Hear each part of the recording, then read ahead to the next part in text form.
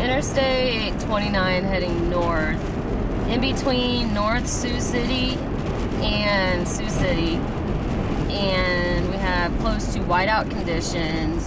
Traffic is really slow except for a few people here and there. A lot of road work, a lot of trucks out. Roads are super slick.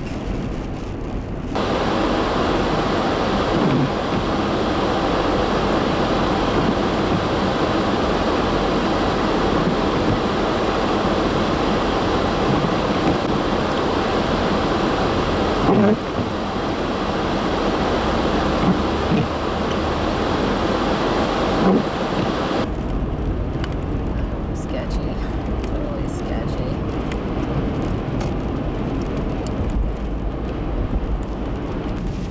Visibility is down to less than a quarter mile on Interstate 29 heading north in Sioux Falls, Iowa. Between 8:30 this morning and 9:30 this morning, the temperature dropped a good 20 degrees. And okay, cool.